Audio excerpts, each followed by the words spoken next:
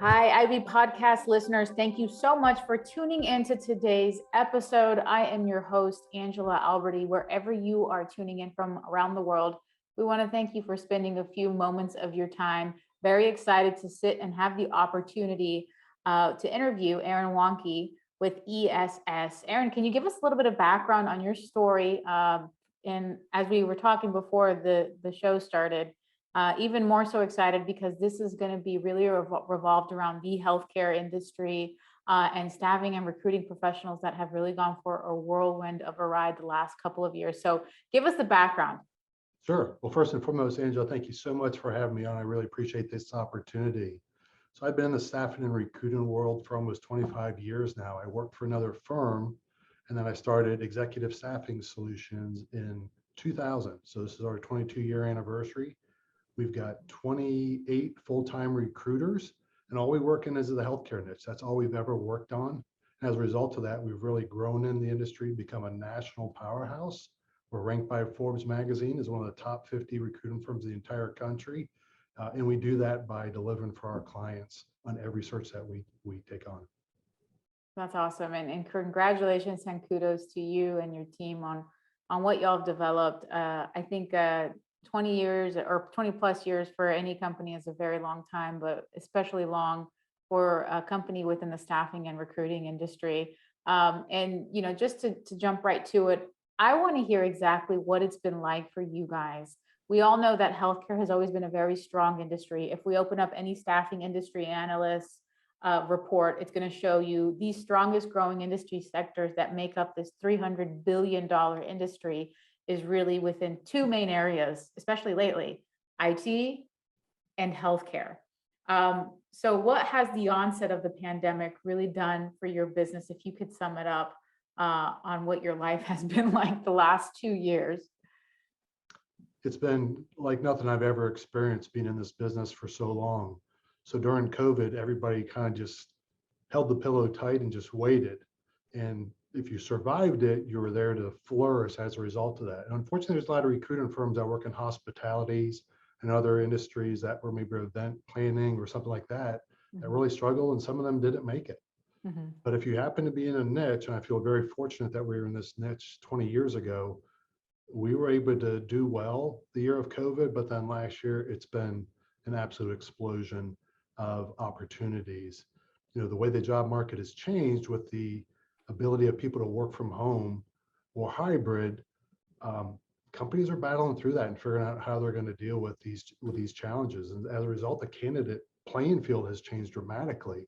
There's candidates now that just want to work from home. There's some that still want to go to the office to stay, and there's still a mixture.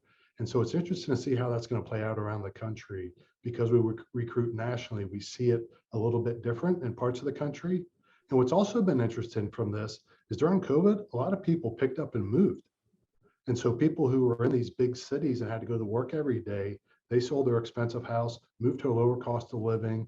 I'm thinking of some specific people in New York City that moved down to Georgia in second and third tier markets, got real nice houses and said, you know what, I'm going to work remote from here on out. So it's really changed the landscape of the marketplace in those cities and with companies. And companies have to decide, well, do we want to keep that talent? Or are we going to say you have to be in the office or we're going to lose them? And I think some companies still struggle with that. In the healthcare industry, they're still working through how that's all going to play out. So you guys, a lot of what y'all do, and I know that this is a testimony to what most people within the recruiting and staffing do, is not only find the best talent, but it's also consult with your clients. And I'm sure that there's been a lot of consultative conversations that have been happening, considering the differences and some of those nuances that you've mentioned that are changing within the candidate landscape. What would be some of those best practices that you would recommend to the client to really capitalize, or maybe even reanalyze the way that they look to engage themselves within this talent sphere? I think there's two big challenges that are emerging for companies.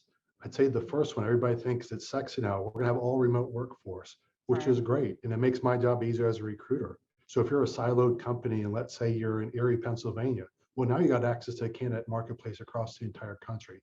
That's a huge plus for you. The flip side of that, how do I onboard these people? How do they become part of our company and our community and brand like we used to do. And that's a challenge a lot of companies are struggling with, and they haven't figured out how they're going to do that. That's not only in the healthcare industry, that's across all industries. So that's going to be something that is very important to watch. The second part of this is when we hire new employees, how they learn our way, right? You and I can only get to know each other so well in a Zoom call. And typically a Zoom call is going to have several people on it. So my ability to connect with you on a one-on-one basis is really minimized.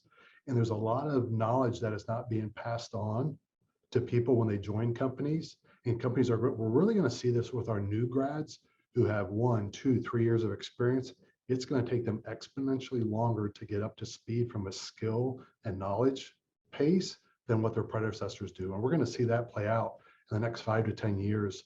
I think that's going to have some long-lasting impacts on recruiting in general.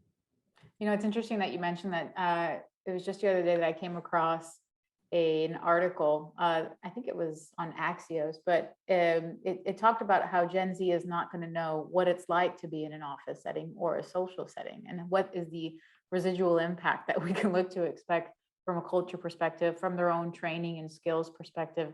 And I think that there's impacts to this that we have not yet considered, but you know, that such is the way. Now, one of the things I wanted to ask you is, we've seen many different agencies that have seen the boom that's happening within healthcare.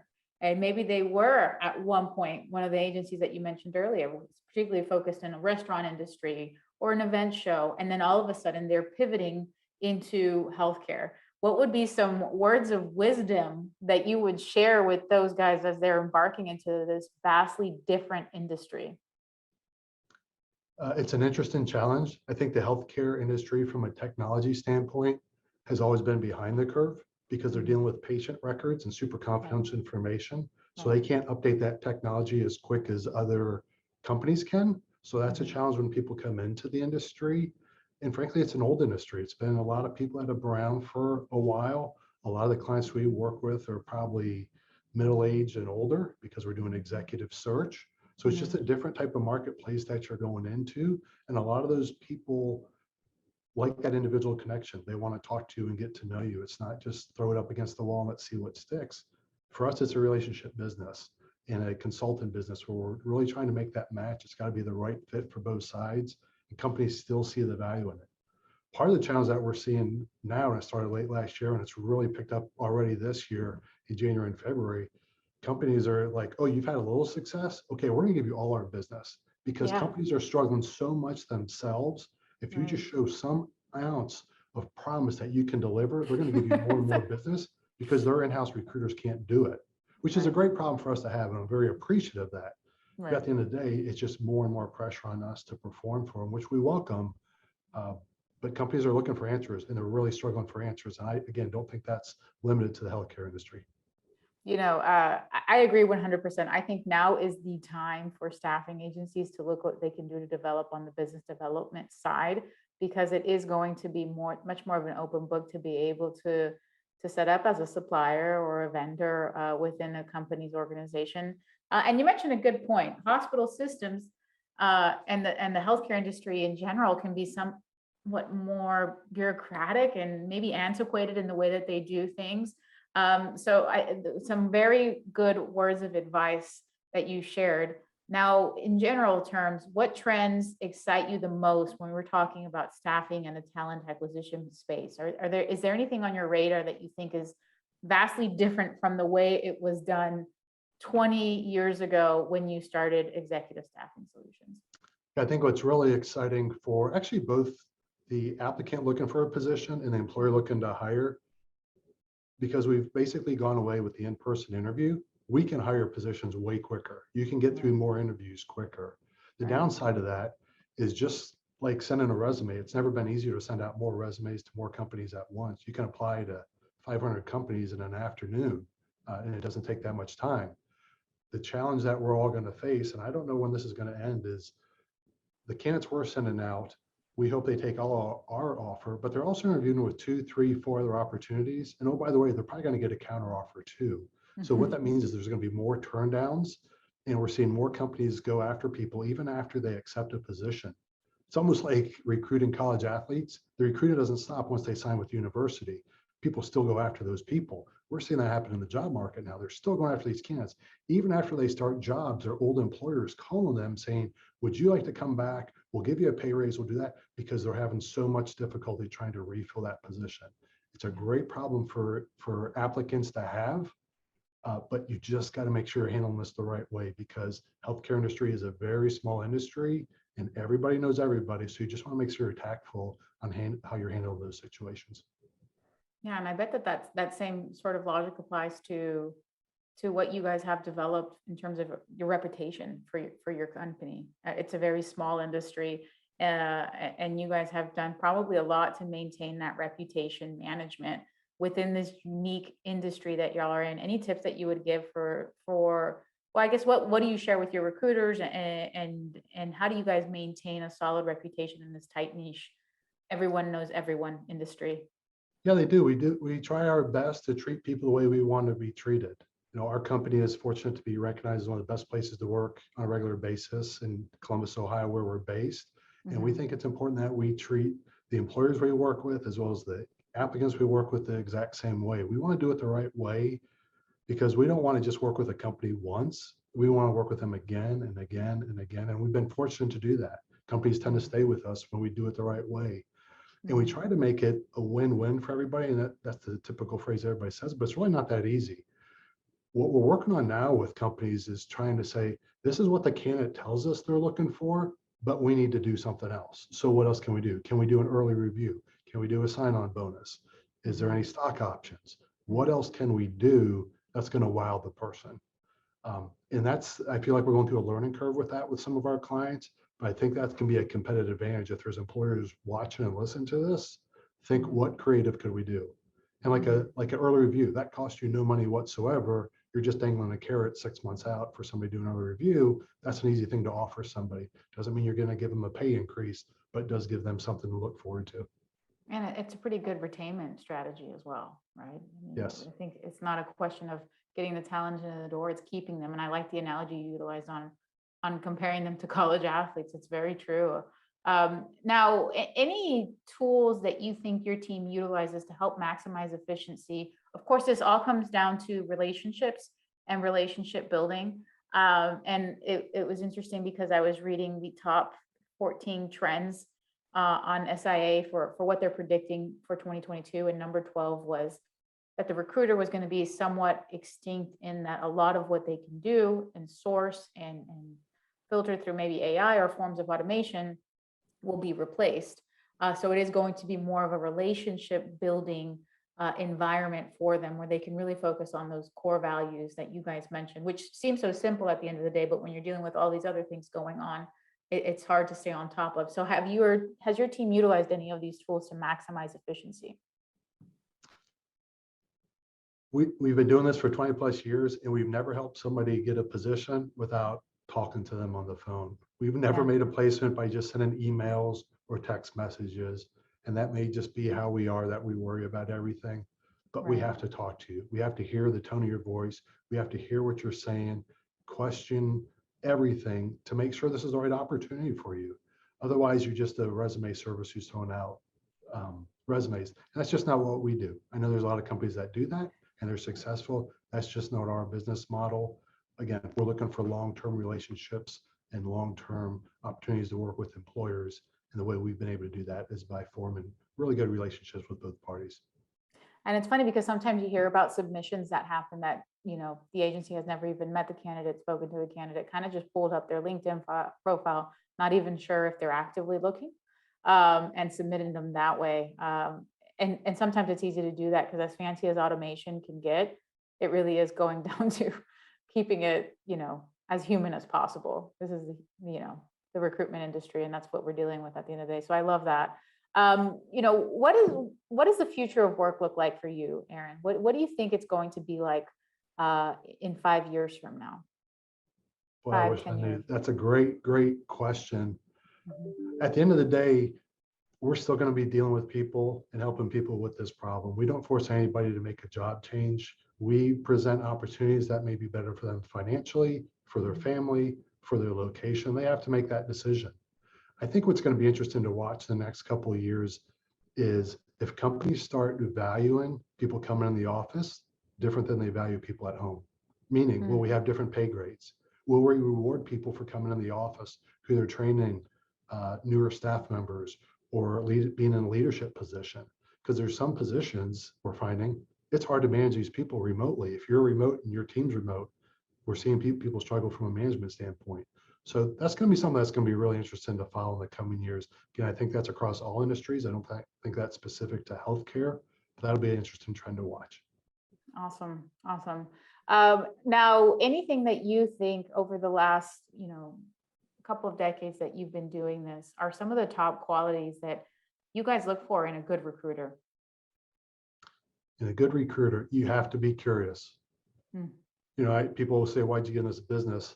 I got in this business because I'm interested in people. I'm interested in your story. Every single person I talk to has a story, like how you ended up where you are today, what decisions, what factors influenced how you made these decisions, good, bad, or indifferent, to where you are today.